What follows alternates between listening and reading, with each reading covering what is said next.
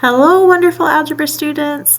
This lesson is from our unit on functions and is called Interpreting and Comparing Graphs. I do have a warm-up question on the screen. It's one of those questions where you're trying to make an argument for which of those four graphs doesn't belong.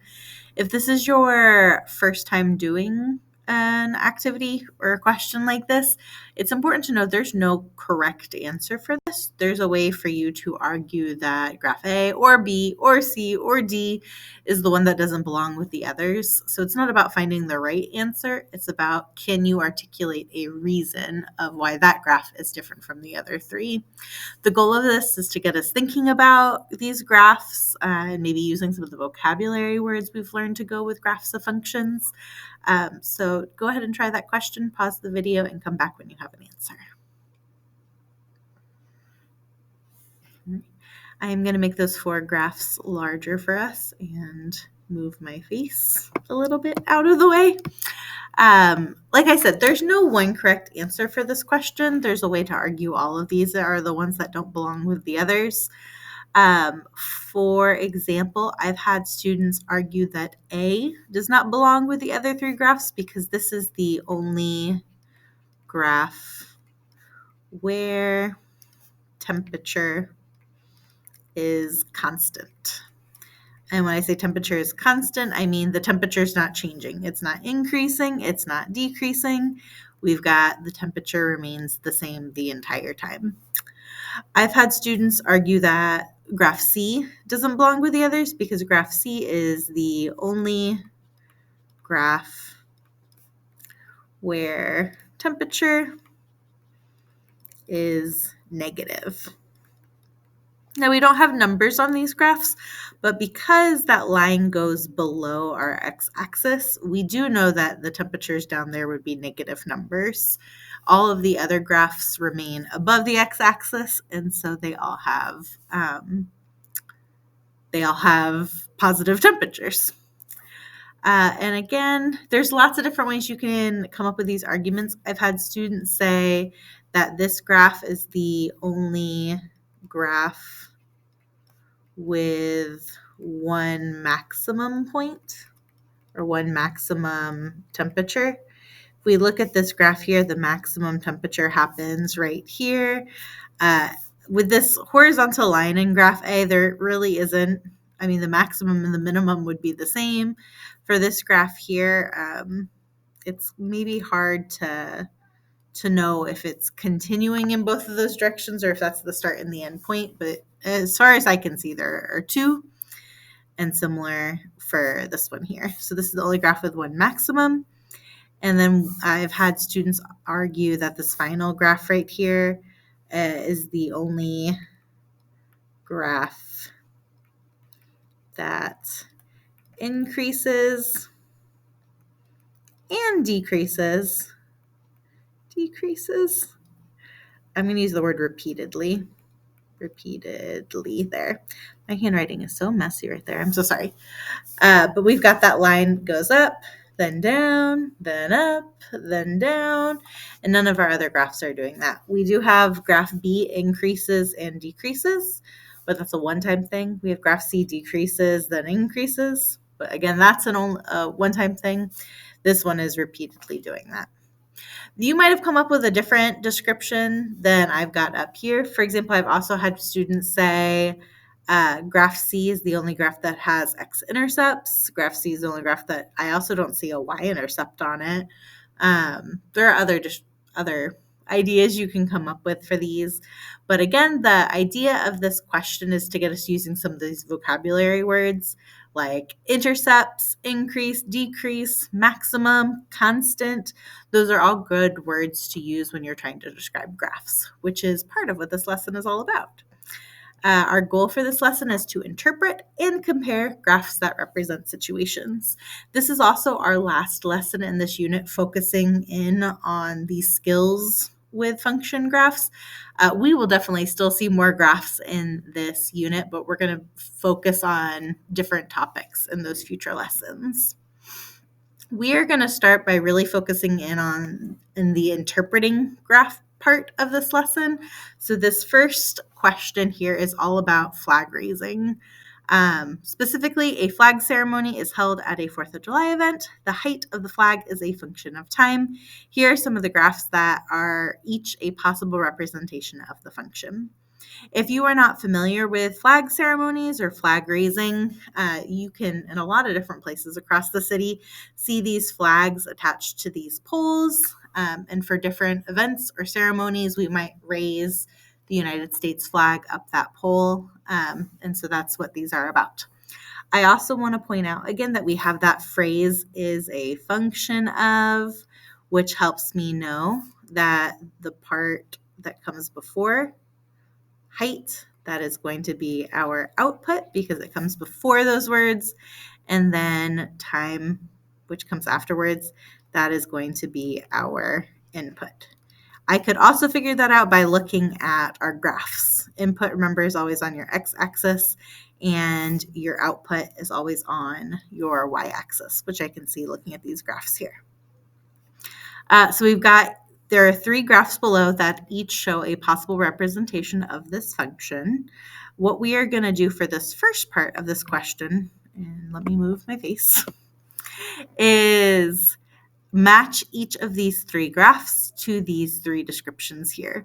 We have written descriptions in the past. We've done some other matching descriptions with graph features here. So really this is you using skills we've learned in some past lessons to help you do this matching part. Go ahead, pause the video now and try to match these 3 descriptions to these 3 graphs. All right. Going through these descriptions one by one, the first one, what really sticks out to me is that it's being raised at a constant rate. Now, looking at these, there are 2 that I noticed that are showing that the flag is going up, but only 1 at a constant rate, and that is going to be the second one here. One of the things we've talked about in past lessons with constant rate is it should be showing that it's going up the same amount for each chunk of time. And so when I'm looking at that, I see how it's going up the same amount each second, like that. Anytime you have a straight line going up like this, that's showing a constant rate on our height and time graph. For the second one, we've got the flag starts off at a certain height above ground. So I'm going to point out, it mentions the starting point, and then it's staying at that height the entire time. So if it's staying at that height, that means the height is not increasing. That helps me know that it goes with this graph here. We've got it starting out at a certain height, and it's staying at that height the entire time. That must mean then that this first graph goes with number 3. Just like the first one, we've got it starting out on the ground. It gets pulled up quickly.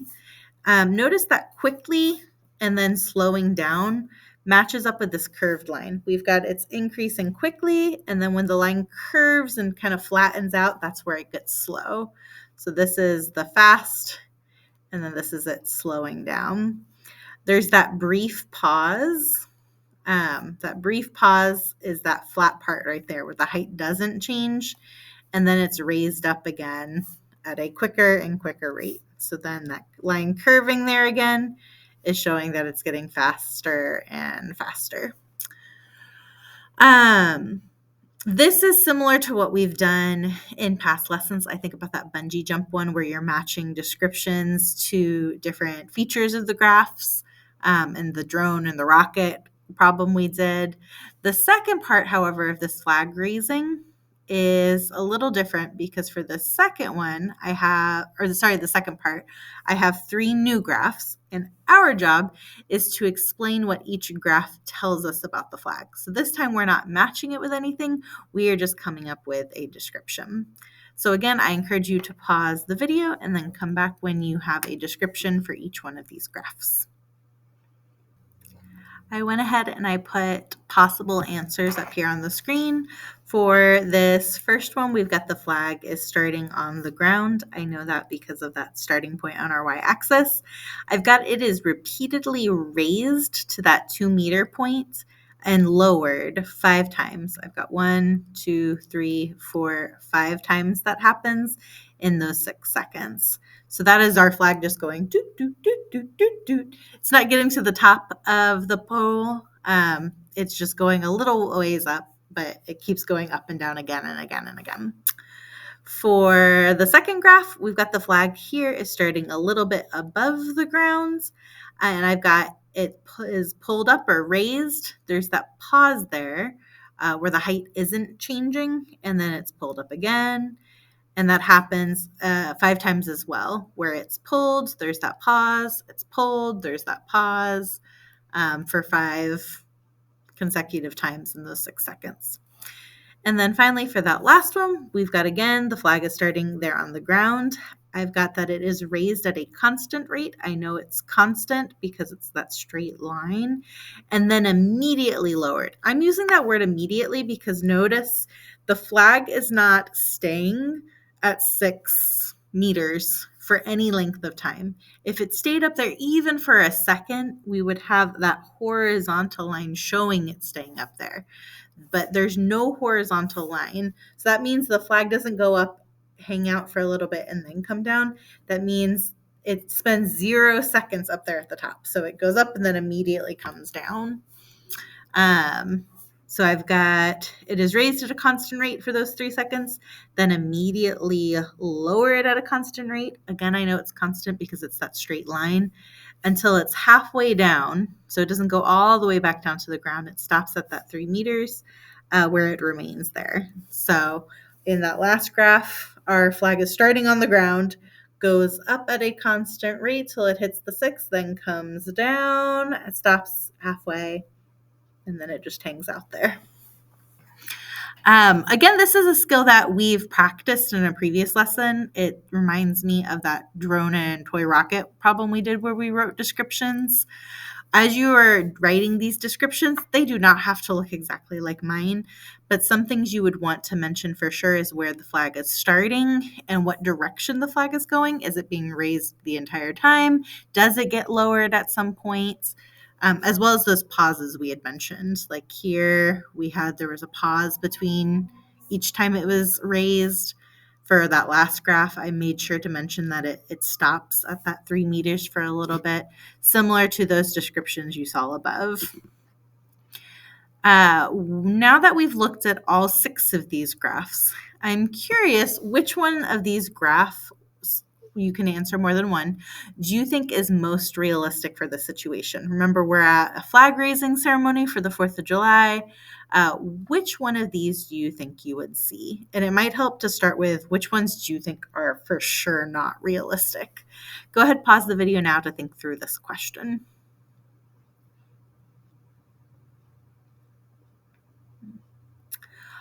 In the past, some of the ones that students have eliminated first are graph B. I've had students say it's a flag raising ceremony, but we said B, remember, the flag is starting halfway up and it's not moving. This is just that flag staying at that same height the entire time. So if you're at a flag raising ceremony, you're not just going to stare at the flag halfway up the pole. I've also had students eliminate graph D. I've had students say that this one reminds them of like a kid playing with it. Like if the kid got a hold of the flag and they're just making the flag go doot, doot, doot, doot, doot, doot, doot, doot. That's not what you're going to see at a flag raising ceremony either. Sometimes I've also had students eliminate that last graph, and I agree. Usually when you're raising a flag, you're going to raise it all the way. And so this idea of it being raised and then lowered and stopping halfway seems a little weird to students. I think if you narrowed it down to A, C, and E, those are all good possible graphs. For most classes, I've provided some extra information, and that's definitely in the United States and a lot of other countries too. It's considered disrespectful for the country's flag to touch the ground. And I bring up that information because that might also help you eliminate which one of these are unrealistic. Or if you've ever seen a flag raising ceremony before, the flag does not usually start like piled on the ground. It's usually starting a little above the ground. Even if you're hooking it to like the bottom of the pole, right? That still could be like 2 or 3 feet above the ground. So keeping that information in mind, that might help you eliminate this one and this one here. These graphs, as well as these other ones here, are all starting on the ground. And when you have a flag, like I said, you usually don't want it touching the ground. Even if you did not know that, thinking about how you raise a flag, there's like a pulley system. And so usually you have to reach all the way up and pull, and then you reach up again and pull again. And so when you're switching hands, that flag is not raising in that moment. And we can see that pull in graph E here. This first part here is where someone's doing that first pull, and then that pause that we're seeing for each of these horizontal flat parts is when the person is switching to the other hand. I've had students like graph C because you've got like, oh, pull and pull. But usually it takes more than 2 pulls to get a flag to the top of the flagpole. And so we're seeing that here. We're seeing those 5 individual pulls to get that flag to the top. I think graph E is a really good one to pick for what you would see if you ever did attend a flag raising ceremony. I do have one final question related to this story. We looked at these 6 graphs here, and while we said E is the most realistic one, you could see any of these if you saw a flag on a flagpole, right? If you had, I know there's some flags where it's a crank instead of pulling pulleys. And so if you had something that was more consistent in the speed the flag was raised, or if it was connected to like a machine, you might get something closer to A, although I still have an issue with the flag starting on the ground. You could give, a flag to a kid and they have fun like raising and lowering it like this. We could see a flag just 3 meters above the ground and staying there the whole time. It is possible to see all of these. However, what about this graph here? What are your thoughts on this graph? And I do have 2 questions on the screen. Go ahead, pause this video and think through these 2 questions and come back when you're ready to discuss.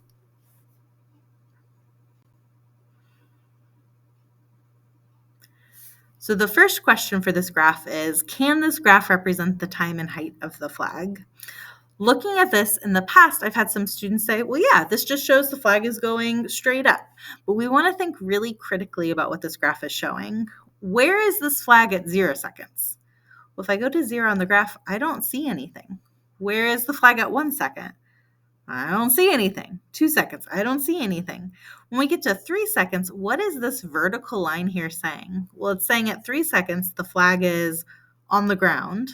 But also the flag is 1 meter and 2 and 3 and 4 and 5 and 6 meters all above the ground.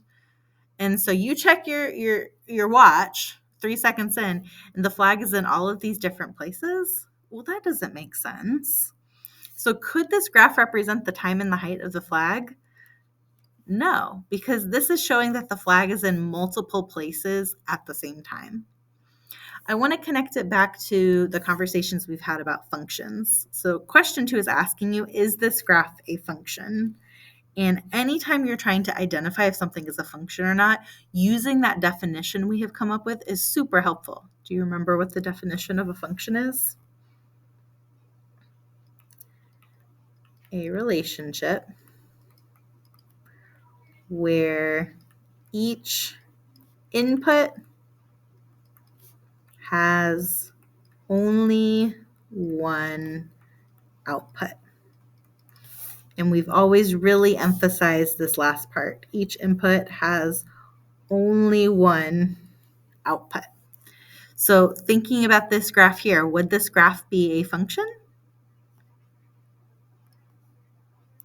Well, your answer, input in this situation is time and height is our output. So our answer would be no, because the input 3 has lots and lots of outputs. This is not a function because a single input has multiple outputs there. Usually, if you're looking at a graph like number one and saying, that doesn't make sense. That doesn't work. You can't have a flag in multiple positions at the same moment. That's a good clue that your answer down here is also going to be no if it's impossible to have, which is why we don't see graphs like this, right? Because it's not a function. This first part of the lesson was with this flag raising story was all about being able to interpret these graphs. The second part of this lesson is about comparing graphs of functions. And so in the second part, we're going to be using the skills we used in the first part, but really focusing in on these graphs that have more than one function on them. And so for the second part of this lesson, we are looking at this graph of landline phones and cell phones. Specifically, we are told H of T is the percentage of homes in the United States that have a landline phone in year T. If you are one of our younger students and you don't remember this, those landline phones are those phones that used to connect into the wall and look something like this picture down here. C of T is the percentage of homes with only a cell phone. And so I've got a picture here, but I think most of us know what a cell phone looks like.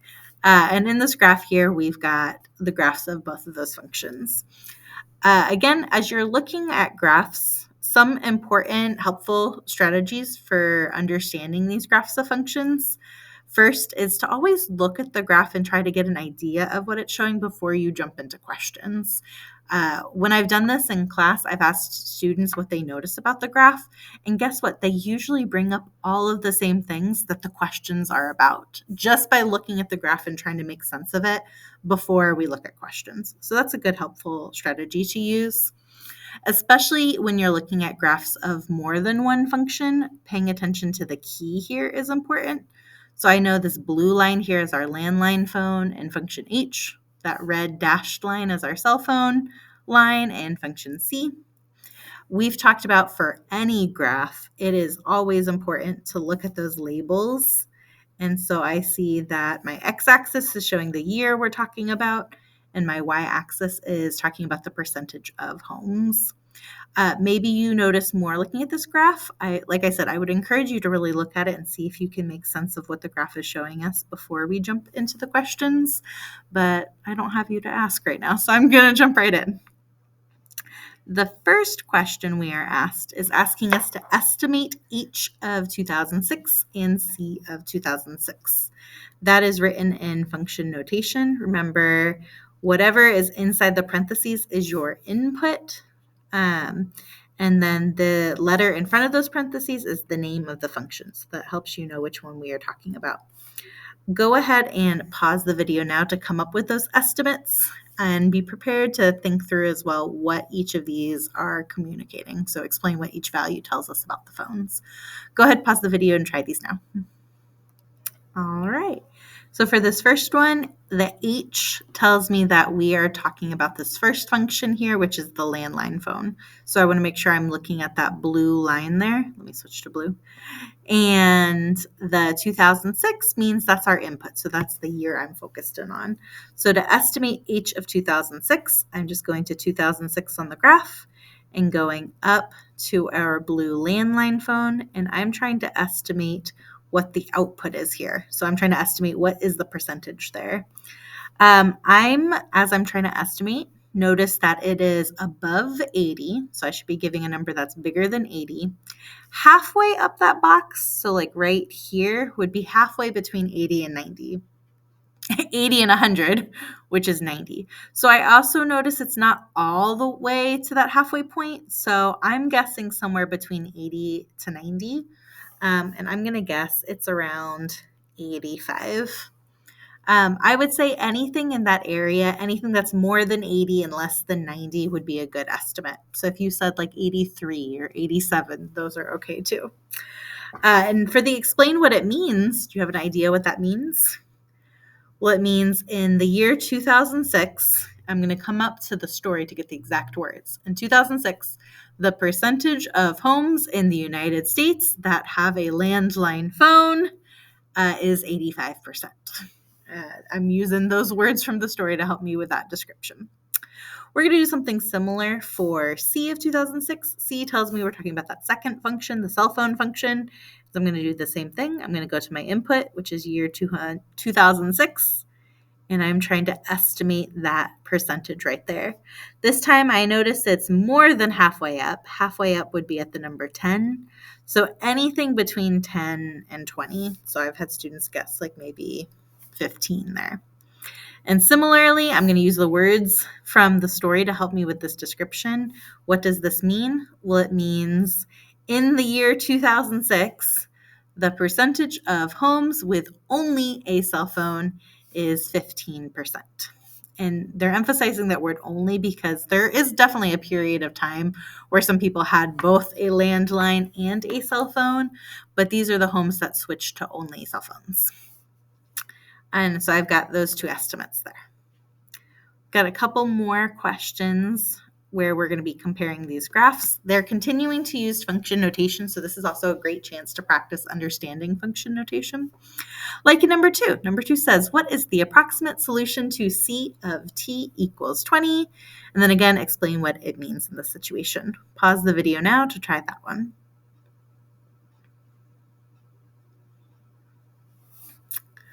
In the second question, I'm noticing this time I am given the output. And so that 20, remember, that is our output. That is our percentage of homes. So I'm looking at the 20% here. The C tells me I'm looking at my cell phone function. So I want to find the 20% on that red graph. And it looks like it is around here. So what is the approximate solution? Our solution would be that T equals 2008. What does that mean then for the situation? You got an idea? It means in the year 2008, 20% of homes had only a cell phone. We've got 2 final questions. For number 3, this one is asking for us to decide if each equation is true. And like many questions in this class, be prepared to explain how you know. Again, pause the video to try these on your own.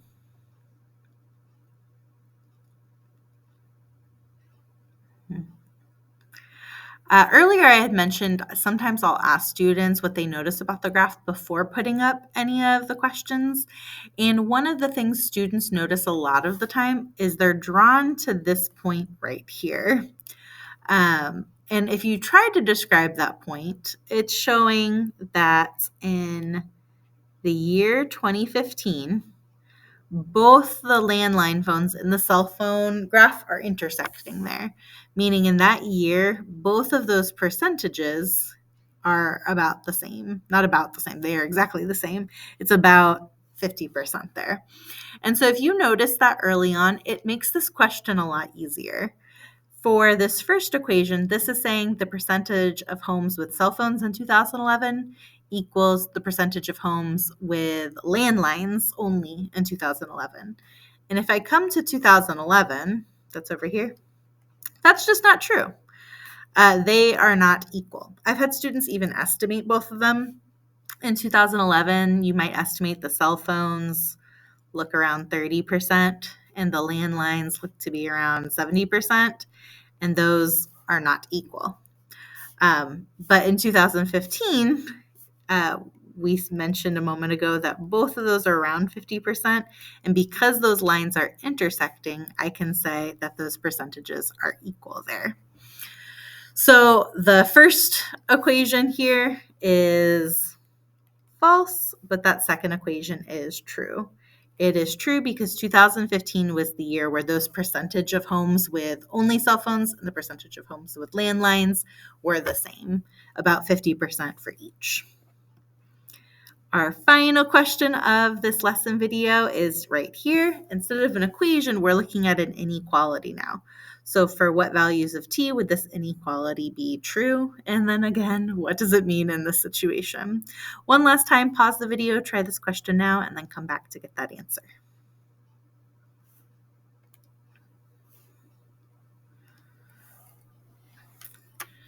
As I'm looking at this inequality, I'm going to type in words first what it's really trying to communicate.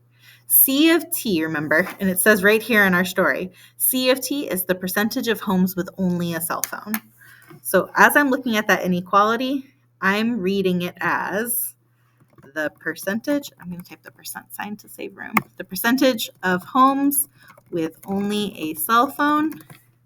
That inequality sign says is less than. So the percentage of homes with only a cell phone is less than, and then H of t, we've got that up here too, is the percentage of homes that have a landline phone. So the question is, for what values of t would this be true? It's talking about during which years is the percentage of homes with a cell phone less than the percentage of homes with a landline. And for this, if you're still unsure, it might help to think of specific examples first. Now, it's not asking me, like, can you give an example of t? It's asking for what values of t. So I'm trying to describe all of the values, but it might help to look at specific examples. So for example, in 2006, is this true? Well, in 2006, this is the one we did earlier. In 2006, we said about 15% of homes had cell phones and 85% of homes had landlines. So the percentage with cell phones is less than landlines. So this would be a solution for this inequality. What about 2010? Well, yep, 2010, that looks like around 30 and 70. And 30 is less than 70, so that would be true. What about 2014? Yep, 2014, we've got maybe that's 45 and 55. So the 45% with cell phones is less than the 55% with landlines. Yep. And we'll do one more. 2016. Nope, that's not going to be true. Our cell phones, it looks like it's maybe closer to like 55 now, and then our landlines is lower. It's maybe like around 45. So that's not going to be true. So when we're trying to describe what years is the statement true, it was true for all of these ones in the beginning, but not here at the end. When does it stop being true? It stops being true right here. We said that's where they're equal. So everything before that is going to be when the cell phones, the percentage of homes with cell phones only is less than the percentage of landlines. So we could describe that in words as years before 2015, but this is algebra. So we could also write it algebraically by saying the year t needs to be less than 2015. And those both are communicating the same thing. I really like this question because I think it combines a lot of skills. We have to be able to read and understand the graph. We also have to be able to understand function notation. So you're practicing a lot of different skills here. This was the final question for this lesson. Like I said, this is the last lesson focusing in on interpreting and understanding graphs of functions. We will continue to see graphs of functions, I promise you. But like I said, the focus of the lessons is going to shift in tomorrow's lesson. Thanks so much for watching. I hope you found it helpful, and I will see you in the next one. Bye, y'all.